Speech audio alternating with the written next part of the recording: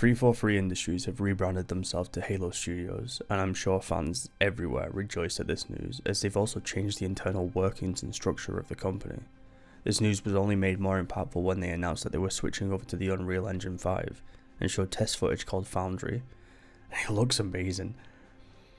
I wasn't someone who disliked the slipspace engine used for Halo Infinite, but what they showed in Unreal Engine 5 made it clear that this would be a graphical upgrade.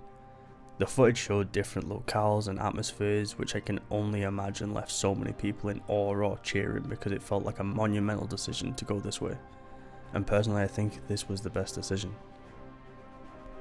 Now, I'm not a game dev and I don't know what was happening from the inside with 343 Industries, but as a fan of the Halo franchise, I saw what was happening externally. The weird shift of tone with Halo 4 and its odd push with romance, the focus on rec packs and trying to change up their esports scene with Halo 5. Halo Infinite's intense obsession on making some extra money with the store. And the Halo TV show.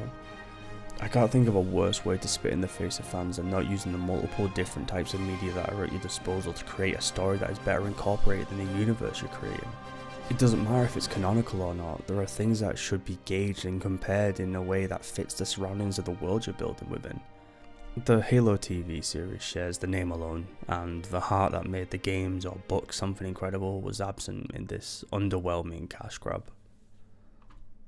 It's difficult to see something that you grew up enjoying and cherished get twisted into a chimera of the glory days and poor business practices. This just alienated the fanbase that brought Halo its success. Late nights playing through the eerie flood-infected missions, weekends trash-talking friends while in multiplayer, and powering through the overwhelming odds of the Covenant on Legendary. These moments are deeply etched into my memory, and when asked about why I enjoy Halo are the first things that come to mind.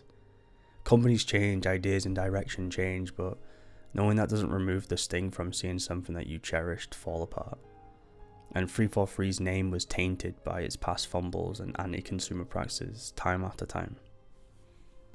Regardless of the negatives of Halo's prior chapter, rebranding to Halo Studios is a fresh start, and it's awesome news to hear about the internal restructuring, the shift to Unreal Engine while seeing concept footage that stands as a beacon of hope for what's to come for the future of Halo games. Xbox even confirmed that multiple new Halo games are in early development, and to be honest, I think that's a good thing. I hope they can find a way to wrap up this story and then maybe retire the Master Chief, and shift over to doing stories more similar to Reach and ODST that don't have sequels. Master Chief is iconic, but he isn't the only Spartan or soldier that's fighting in these wars, and I feel like they could do a whole lot more with the universe if they stop shackling themselves to the poster child.